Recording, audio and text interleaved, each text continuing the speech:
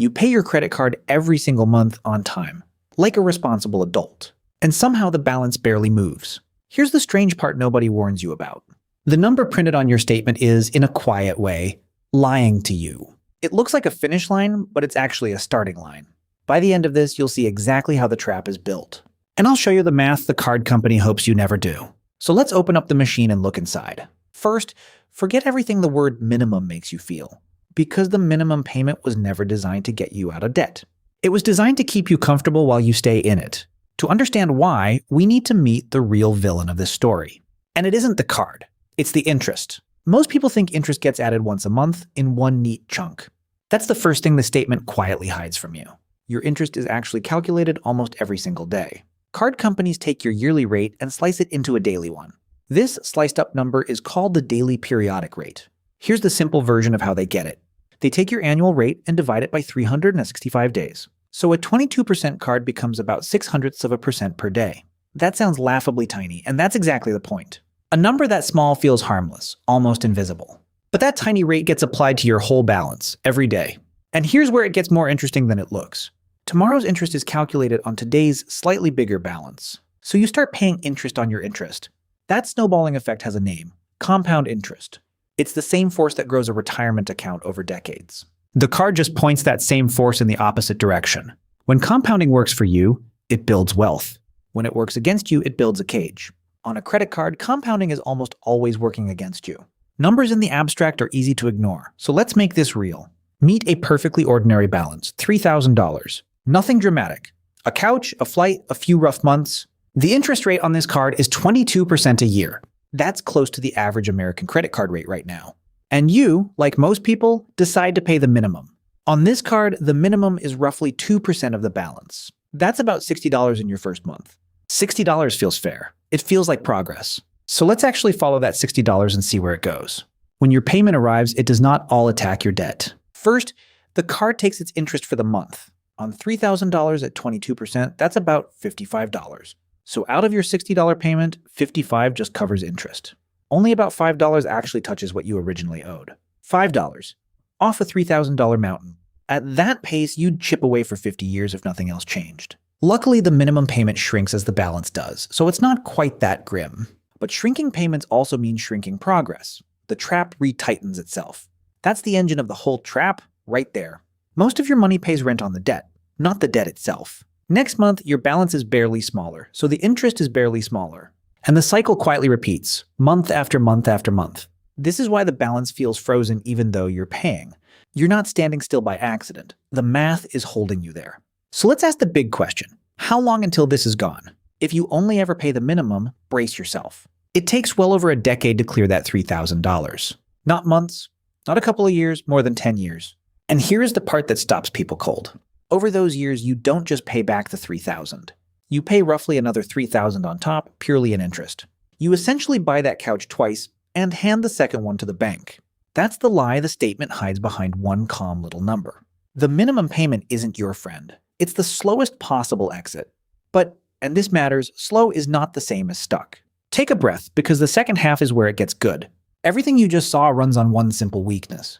The trap only works if almost all your payment is eaten by interest. So the entire game changes the moment you pay above the minimum.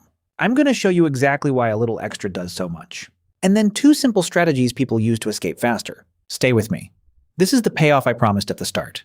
Let's go back to our $3,000 and change just one thing. Remember, only about $5 of your $60 was reducing the debt. Now imagine you pay $110 instead of $60. The interest portion is still about $55. That part doesn't change yet. But now $55 is hitting the actual balance, not $5. You just multiplied your real progress by more than 10 times. And every dollar above the interest goes straight to the balance. A smaller balance next month means a smaller interest charge too. So the snowball that worked against you starts rolling the other way. That single change can turn 10 plus years into just a few. And the total interest you pay can drop by thousands along the way. Even an extra $20 or $30 a month bends the curve noticeably. Same debt, same card, one different number on the payment. That's not a trick. It's just the math finally working for you. This is why the size of the payment matters far more than the size of the debt. Now, what if you have more than one card? Most people do. There are 2 popular methods people use to tackle several debts. The first is called the debt snowball. With the Snowball, you attack your smallest balance first. You pay extra on the little one while paying minimums on the rest. When the smallest is gone, you roll its payment onto the next one. Each win frees up more money and the momentum grows. The Snowball's real power is psychological. Quick wins keep you going. The second method is called the debt avalanche. With the avalanche, you attack the highest interest rate first. That's the debt costing you the most money every single day. Mathematically, the avalanche usually saves you the most in interest. Neither method is correct. They just suit different people. One is built for motivation, the other for pure efficiency. The best method, honestly, is whichever one you'll actually stick with. A perfect plan you abandon loses to an okay plan you finish. And there's one more piece of the machine worth understanding. It's a small window of time called the grace period. On most cards, new purchases get a short window before interest starts. But that grace period only exists if you pay your statement in full. Carry a balance and the grace period quietly vanishes. Then even brand new purchases start collecting interest from day one. That's a detail the statement never spells out for you. And there's one move that skips the grace period entirely: the cash advance. Pull cash from a card, and interest usually starts the very instant you do. Cash advances often carry a higher rate and a fee on top. Late fees work the same quiet way. A flat charge bolted straight onto your balance. None of these show up in that one calm number you glance at. Speaking of the statement, let's clear up its most confusing trick. Your statement shows two different balances and they are not the same. The first is your statement balance, a snapshot from one specific day. That's the number you must pay in full to dodge all interest. The second is your current balance, everything you owe right now. The current balance moves every time you swipe the card. People pay the current balance and wonder why they still owe nothing, or still owe more. Knowing which number is which is half the battle. Pay the statement balance in full and interest simply never starts. That is the single cleanest way to use a credit card. Now let's zoom out and look at the whole journey on one picture. This shape is called an amortization curve, a fancy word for a simple idea. It just shows how each payment splits between interest and principal over time. At the start, almost every dollar goes to interest. That thin sliver of principal is why the early years feel hopeless. But slowly, as the balance drops, the interest charge shrinks too. And the curve tips. More of each payment finally attacks the debt. Paying extra is like fast-forwarding straight to that tipping point. You skip the slowest, most painful part of the climb. That's the whole secret hiding inside that boring-looking curve. Mortgages and car loans follow the very same curve, just stretched longer. Once you can read one of these, you can read all of them. Let's see how much the interest rate itself changes everything. Picture the same $3,000 at 3 different rates. At a gentle 10%, the interest drag is modest. At 22%, that drag more than doubles. And on some store cards near 30%, it becomes brutal. Same balance, wildly different futures, all decided by one rate. This is why the rate on your card is worth actually knowing. It's the single number that decides how hard the machine pulls. A lower rate doesn't erase the debt, but it loosens the grip. And that's purely educational. What fits your situation is your call. Let's pull all of this together into one clear picture. A credit card balance isn't one debt. It's a daily renewing cost.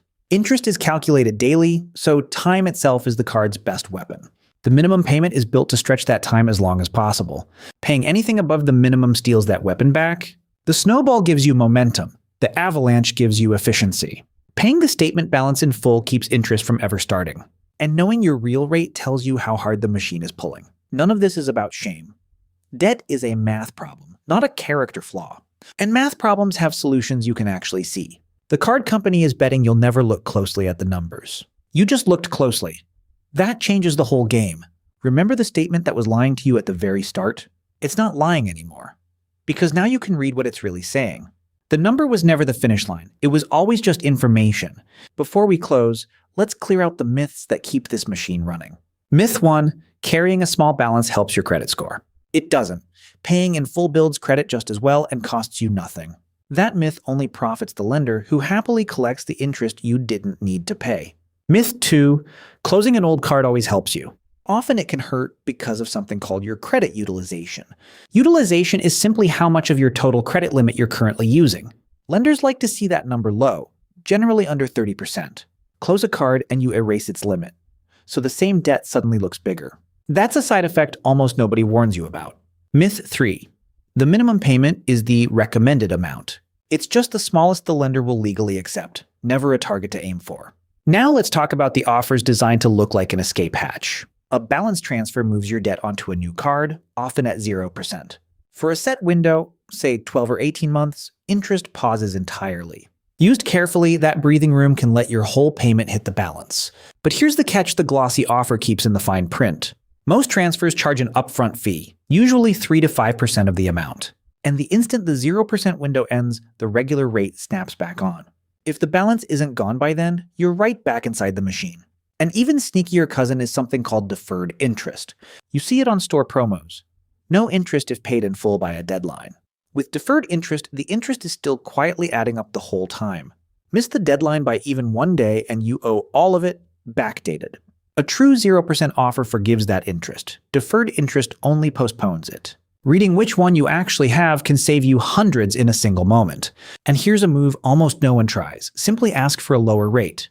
A short call to your card issuer can sometimes lower your APR, especially with steady on-time payments. A lower rate means a smaller daily slice. The gear turns a little weaker. It costs nothing to ask, and the worst answer you'll get is a polite no. And the quietest fix of all, set autopay for more than the minimum. Automate a payment above the minimum, and the trap can't reset itself behind your back. So why does your credit card debt never seem to go away? Because the minimum is designed to keep most of your money paying interest. Because interest compounds quietly, every single day. And because the slowest exit was made to look like the responsible one.